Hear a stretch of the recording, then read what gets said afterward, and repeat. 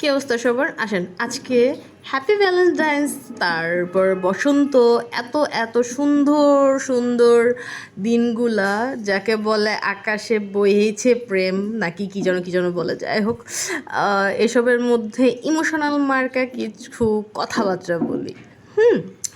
সেটা হলো এই যে আমরা নারী জাতি যারা সংসার টংসার করি, তাদের দিন শেষে যে রান্না টান্না ছাড়ার কি আছে, তাই না? খুবই পছন্দ করি, খুবই ভালোবাসি আমরা। কিন্তু এই রান্নার সময় এই রান্না নিয়ে যদি কোনো কাহিনী হয় তাহলে মেজাজ কিন্তু আমাদের পরে তুঙ্গে উঠে যায়। এই যে দেখেন, হালিম রান্না করলাম এই শীতের মধ্যে, আমার মেয়ের আমের জুস খেতে মন চাইছে, ওনার জন্য ডিপ করে রাখা আমার আম, সেগুলো বানিয়ে দিলাম জুস। তারপরে আবার চলে গেলাম এই যে শ্যামাই বানাতে, বানালামও, বানিয়েও ফেললাম। তারপর আবার চলে গেলাম হালিম বানাতে। আগে কিন্তু আমি হালিম মিক্স রেডি করছিলাম, তাই না, গরম টরম পানি টানি দিয়ে। আর আমার তো অ্যাসিস্ট্যান্ট, আমার মেয়ে তো মাশাল্লাহ আছেই আমার সাথে, যে আমার কাজের চেয়ে অকাজ বেশি করে, এটা নাড়বে সেটা নাড়বে, এটা ওটা করে আরও নোংরা বেশি করে। যাই হোক, তারপরও অ্যাজ এ পার্টনার হিসাবে রাখি আশেপাশে। ওই যে মেয়ে মানুষ, রান্না বান্না তো তার করতেই হবে। তো বক বক করতে করতে, আমার মেয়ের জ্বালাতন সহ্য করতে করতে এই যে মাংসটা কষানো হয়ে গেল। এরপর এর মধ্যে আমি পানি ঢেলে দিব। আর হালিম খেতে খেতে কার কার পছন্দ, আমরা বাঙালি মানুষ কার না পছন্দ হালিম? আমারও তো ভাই প্রচণ্ড পছন্দ। কিন্তু এই যে হালিম, এটার মধ্যে যে কত রোগবালাই যে আছে, সেই রোগবালাই আমার মধ্যেও একটু একটু করে ধরা দিচ্ছে, যার কারণে খুব বেশি খেতে পারি না। সন্ধ্যাও হয়ে গেল। আবার চলে গেলাম কি করতে জানেন? এগুলো কিসের জন্য আমি রেডি করছি? স্যান্ডউইচ বানানোর জন্য রেডি করছি। বাহ, কত কাজ, কত কিছু করি আমরা একটু একটু করে। এখন আমি এই যে স্যান্ডউইচ বানানোর জন্য এগুলো সব রেডি করছি। দেখতে দেখতে দেখবেন কি আমার স্যান্ডউইচ বানানো হয়ে যাবে।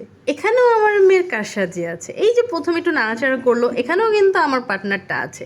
সামান্য একটু এখানে সেখানে খোঁচাখুচি দিয়ে সে তার পাপার কাছে বলে আজকে আমি এই রান্না করেছি, সেই রান্না করেছি। কোনো ব্যাপার না, মেয়ে মানুষ, রান্না তো শিখতেই হবে। এখন থেকেই একটু একটু করে শেখা উচিত। এই যে একটু একটু করে রসুন দিয়ে দিল। তারপরে আমি স্যান্ডউইচ বানানোর জন্য যে মাংসটা, এটা একটু রেডি করে নিচ্ছে আর কি। একটু গরম মশলা দিয়ে দিলাম। তারপরে যা যা প্রয়োজন হয় আর কি, কালা কালা সয়া সসও দিয়ে দিলাম।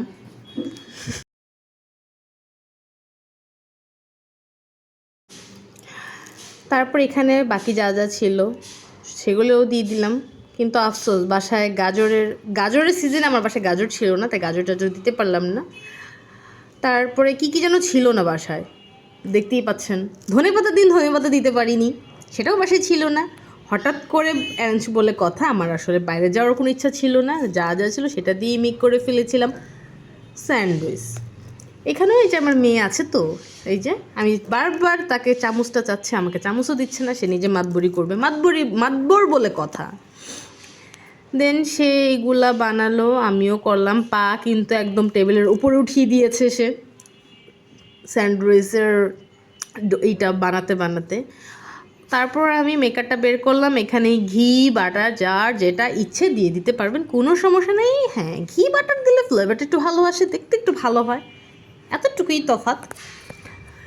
তো আমি ঘি দিয়ে দিয়েছিলাম না বাটার দিয়েছিলাম, আপাতত ভুলে গেছি, ঘি মনে হয় দিয়েছিলাম। দেন রেডি করলাম, কত কিছু বানালাম, হালিম, স্যান্ডউইচ, শ্যামাই, কত কিছু রেডি করলাম। দিন শেষে কী হলো জানেন? আমার হাজব্যান্ড যাকে ইনভাইট করেছিল, তার কলিগ নাকি বস কে যেন আসবে, সারাদিন আমাকে রান্না করালো, সারাদিন এত খাটালো, অথচ দিন শেষে সে আসলেই না। ভাবছি ওকে কয়দিন ধরে এগুলো খাওয়ানো যায়। যাই হোক, সবাই ভালো থাকবেন, আল্লাহ হাফেজ।